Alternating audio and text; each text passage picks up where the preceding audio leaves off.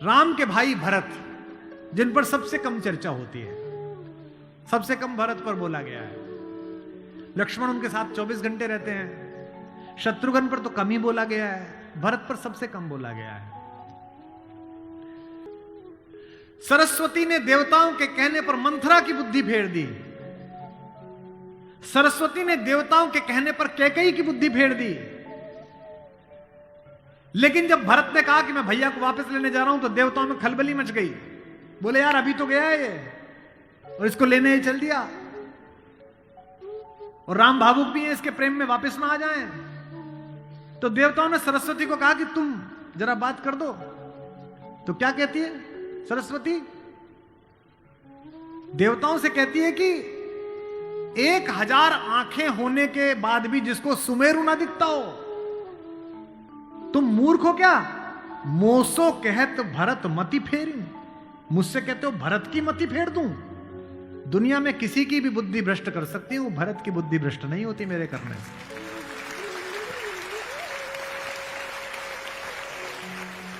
भरत जब भैया को ढूंढते हुए निकले, तो पूरे खानदान को लेकर निकले। भरत ने कहा किसी की तो मान लेंगे, कौशल्या की मान लेंगे, ससुर को भी लेकर गए। जब पहली रात भरत वहीं रुके जहां राम रुके थे, भरद्वाज के आश्रम में। सुबह चलते समय भरत संकोच में थे, तो भरद्वाज ने कहा कि राजन, क्योंकि राजा हो चुके थे, आपके चेहरे पर संकोच है। तो भरत ने डरते हुए कहा कि महर्षि मैं डरा हुआ हूं, मेरी मां ने इतनी बदतमीजी की बात कर दी, मैं बाहर था। भरत को नहीं बताया गया था कि पिता दिवंगत हो गए, पता है आपको ये बात थी? भरत को संदेश भेजा गया था तो उसमें यह नहीं कहा गया था कि पिता एक्सपायर कर गए, यह कहा गया था कोई इमरजेंसी है, घर आओ। अयोध्या के बाहर नंदीग्राम में इनके पूर्वजों का एक मंदिर था, जहां इनके पूर्वजों की प्रतिमाएं लगी हुई थी। मानधाता की, दिलीप की, रघु की, अज की, नहुष की। वहां भरत रास्ते में रुके अपनी सेना के साथ पूजन करने के लिए, कि पूर्वजों का पूजन कर लूं, पुरखों का। पुरोहित ने हाथ में थाली दी, तो पहले इसका पूजन प्रथु, जो सबसे पहले जिनके कारण ये पृथ्वी कहलाती है, इनके घर के, फिर मानधाता का, फिर राजा बलि का जिन्होंने अपना मांस दे दिया था, रंतिदेव का। पूजन करते करते अज, रघु, दिलीप तक आए, और जैसे ही उन्होंने अगली मूर्ति देखी तो देखी पिताजी की मूर्ति। तेज तो थे ही, उन्होंने पुरोहित की तरफ देखा कि ये क्या? पुरोहित की आंख में आंसू, उसने कहा कि महाराज नहीं रहे, और भरत के हाथ से थाली छूट गई। भरत ने कहा मुझे किसी ने बताया क्यों नहीं कि पिताजी दिवंगत हो गए, क्या हुआ था? बोले राम को वनवास मिल गया। भैया को वनवास क्यों मिल गया? आपकी मां ने मांग लिया। भरत घोड़ा दौड़ाते हुए अयोध्या तक पहुंचे, रोते हुए। सोच के देखिए, भरत जैसा भाई, भ्रातृत्व में राम किसी का उदाहरण नहीं देते, लक्ष्मण का भी नहीं देते। जब हनुमान को गले लगाते हैं तो ये नहीं कहते कि तुम लक्ष्मण जैसे भैया हो मेरे, तुम मोहि प्रिय ही भरत संभाई। देना हुआ है जब कोई प्यारा उदाहरण, हमने दिया है सिर्फ तुम्हारा उदाहरण।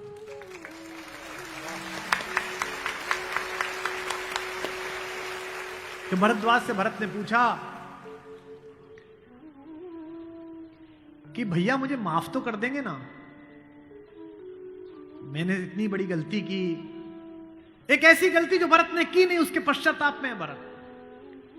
मां ने इतनी गलती की, मुझे माफ तो कर देंगे? भरद्वाज ने कहा हे राजन, मुझे पता नहीं कि तुम्हारे बड़े भाई तुम्हें कितना प्रेम करते हैं या नहीं, लेकिन जब वो यहां से जा रहे थे और सुबह के समय उन्होंने गंगा पार करने के लिए पुरोहित को बुलाकर स्वस्ति वाचन का मंत्र किया, तो बड़े खुश थे, प्रसन्न थे कि मैं वनवास पे जा रहा हूं, चेहरे पे मुस्कुराहट थी।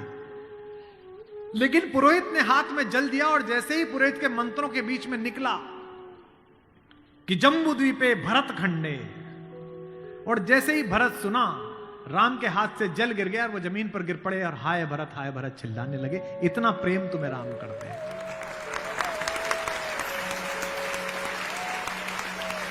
राम करुणा से भरे हुए, इसीलिए करुणा निधि है। इसीलिए कहता हूं कि इस कहानी से पॉलिटिक्स सीखिए, इस कहानी से स्ट्रेटेजी सीखिए, इस कहानी से ह्यूमन वैल्यूज सीखिए, फैमिली वैल्यूज सीखिए। और जो राजनीति में लोग काम करते हैं उनसे भी अनुरोध है कि सदा जनता की भावनाएं ही सत्य नहीं होती। इस देश का पहला लोकतंत्र का मानक गढ़ा राम ने, जिसने कहा कि जनता ही सदैव सत्य नहीं है, नीति सत्य है। मैं इसको सिद्ध करके बताऊंगा अब आपको। जब राम जंगल गए तो सब दुखी थे, सब परेशान थे, हर आदमी उन्हें लौटाना चाहता था। अगर राम उसी दिन लौट आते तो सब खुश हो जाते, लेकिन राम ने जनमत का सम्मान नहीं किया, नीति का सम्मान किया। जब पहली बार चित्रकूट पहुंचे तो वन देवी उनका स्वागत करने के लिए आई। वन देवी ने पूछा कि आप मेरे यहां विश्राम करने आए हैं, मैं आपके लिए क्या कर सकती हूं। तो राम ने क्या मांगा होगा सोचो। राम ने कहा कि हे वन देवी, बाकी सब ठीक है, निभा लेंगे, पर्णकुटी बना लेंगे, फल फूल खा लेंगे, जिस रास्ते से मैं आया हूं उसके कांटे हटा देना। वन देवी ने कहा कि आप तो आ चुके, अब कांटे हटाऊं ना हटाऊं इससे क्या। राम ने जो उत्तर दिया वो आपकी आंख भिगोने के लिए काफी है। राम ने कहा कि मेरी तो कोई दिक्कत नहीं है, मेरे पैर में कांटे लग गए, पर मुझे ढूंढता ढूंढता मेरा भाई भरत इसी रास्ते से आएगा, उसको कांटे नहीं चुभने चाहिए, कांटे हटा दे।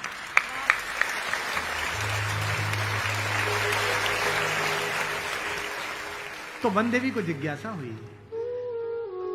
वन देवी ने कहा कि यथाज्ञा पयति महाराज, हे महाराज आपने जो आज्ञा दी मैं कर दूंगी। एक छोटी सी मेरी जिज्ञासा है, क्या अयोध्या का राजा, अयोध्या की चतुरंगिणी सेनाओं का सेनापति, दशरथ का पुत्र, राम का छोटा भाई भरत इतना नाजुक है कि रास्ते में चलेगा तो उसके कांटे चुभ जाएंगे? राम ने कहा नहीं, वो तो वज्र के समान है, उसकी छाती से टूटकर तो इंद्र का वज्र टूट जाता है, ये कांटे उसे परेशान नहीं करेंगे। वन देवी ने कहा फिर क्यों हटा दूं? बोले परेशानी यह है कि जब उस रास्ते पर आएगा अगर एक कांटा भी चुभा तो उसका दिल यह सोचकर टूट जाएगा कि मेरे कारण मेरे भैया को इन कांटों को झेलना पड़ा है।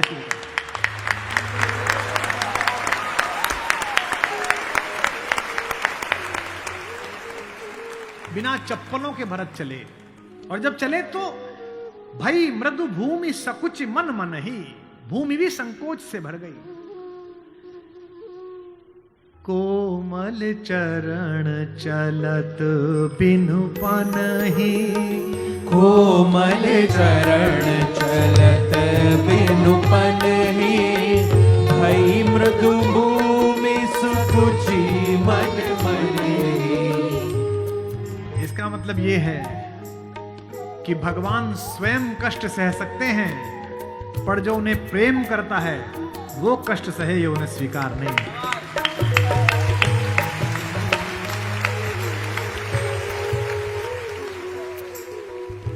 चित्रकूट में रात्रि का समय है, चांदनी खिली हुई है, चंद्रमा निकला हुआ है।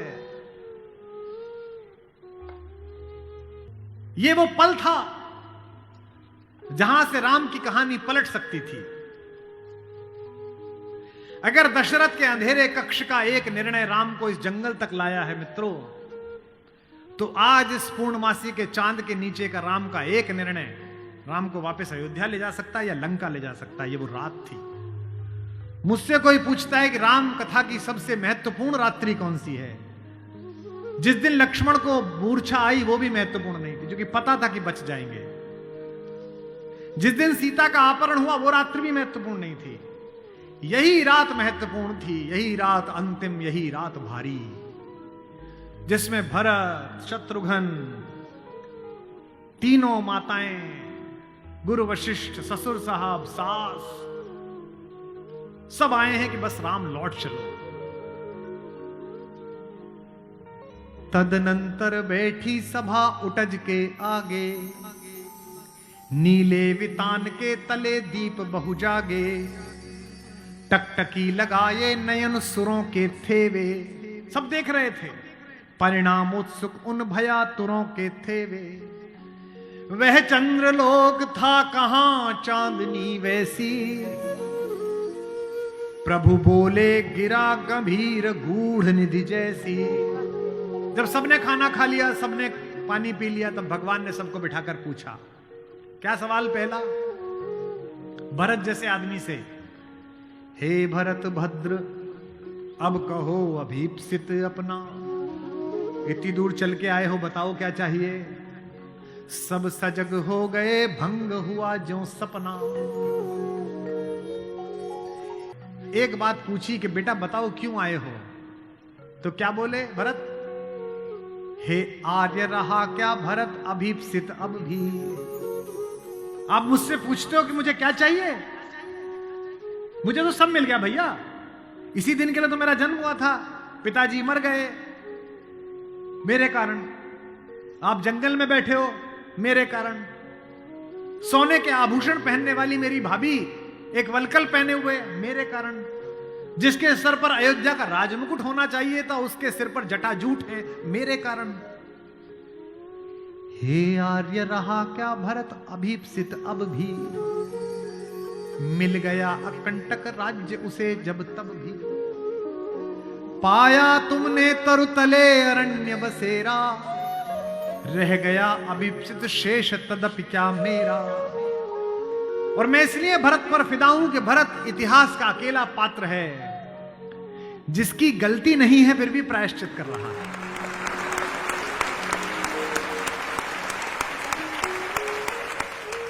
भरत अकेले हैं जिनकी कोई गलती नहीं है, उनकी मां की गलती है और वो प्रायश्चित कर रहे हैं। यहीं से राम का लोकतंत्र प्रारंभ होता है।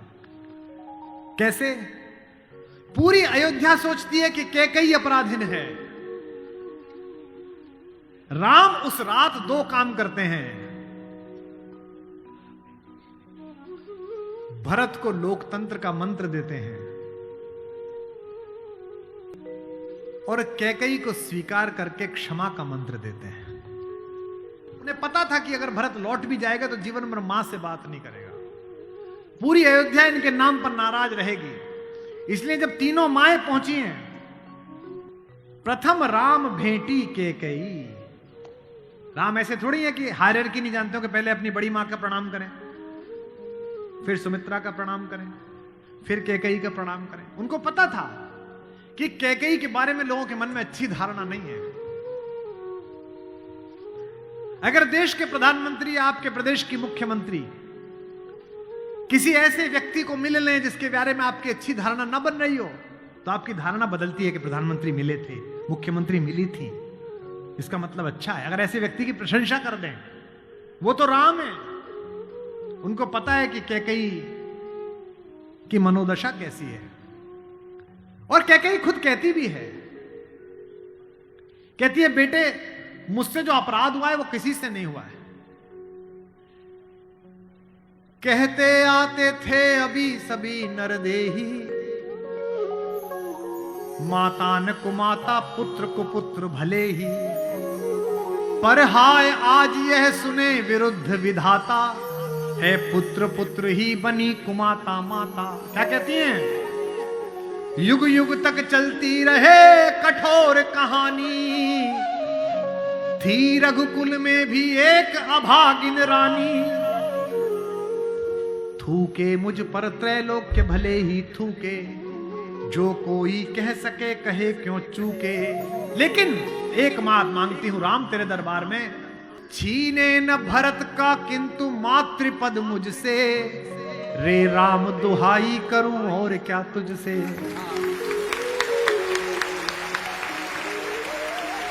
सोचिए कैसा क्षण है, अपने ही बेटे को मांग रही है राम से। कैकेयी अपने बेटे के लिए कह रही है कि राम तू सबको सब देता है बेटा, मुझे सिर्फ इतना दे दे, मुझे रानी मत रहने दे, जंगल में रख ले, भरत की मां बनी रहूं बस। इसी के लिए तो सब किया था। राम ने क्या कहा? हे अम्ब, ओ मेरी मां, हे अम्ब तुम्हारा राम जानता है सब। इस कारण वह कुछ खेद मानता है कब।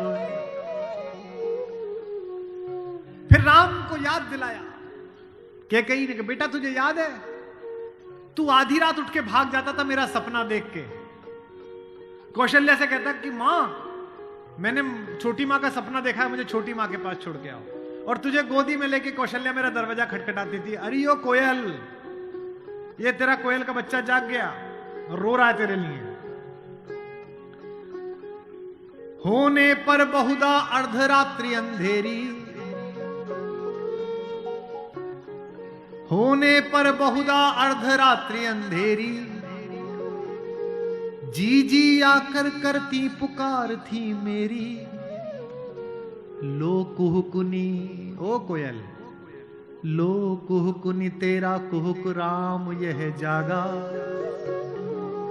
लो कुहुकुनी अपना कुहुक राम यह जागा। निज मंझली मां का स्वप्न देख उठ भागा। होने पर बहुधा अर्धरात्रि अंधेरी,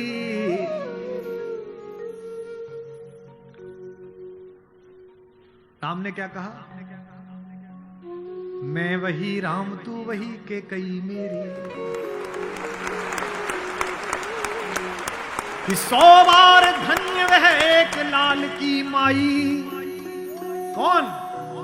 100 बार धन्य वह एक लाल की माई, जिस जननी है जना भरत सा भाई।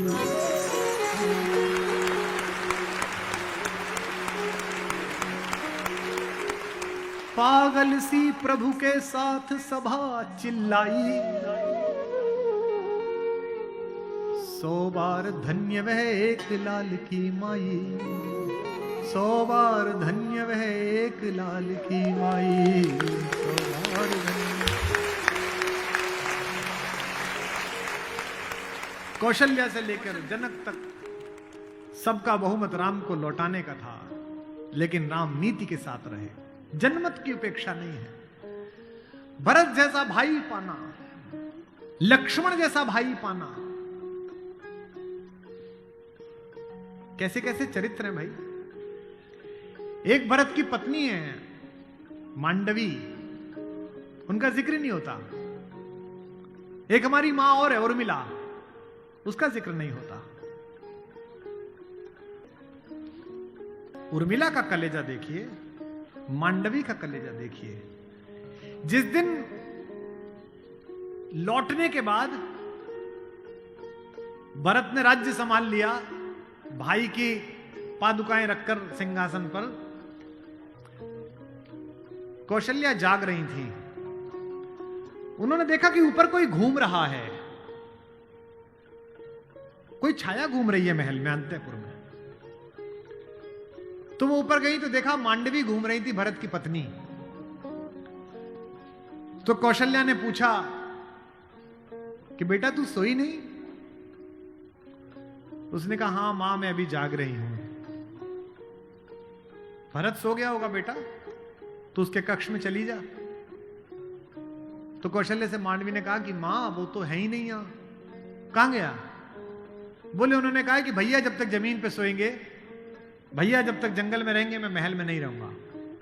वो अयोध्या के बाहर जो नंदीग्राम दिखता है ना, वहां दूर, वहां उन्होंने कुटिया बना ली है, प्राइम मिनिस्टर ऑफिस वहीं बना लिया, वहीं फाइल मंगाते हैं। तुझे नहीं ले गया?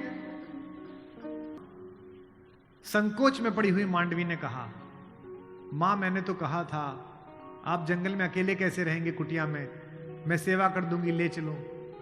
उन्होंने कहा नहीं, भाभी राम भैया के साथ चली गई हैं, तीनों माओं को देखने के लिए कोई नहीं है, तुम यहीं रहो, उनकी जिम्मेदारी हम पर है। कौशल्या ने कहा कि बेटा सो जा। बोले मां वो उनकी कुटिया दिख रही है, उसमें अभी दीपक जला हुआ है, यानी कि वो अभी काम कर रहे हैं। एक बार वो दीपक मंगल हो जाए, अंधकार हो जाए, तो मैं भी जाकर सो जाऊंगा। ऐसी मांगी।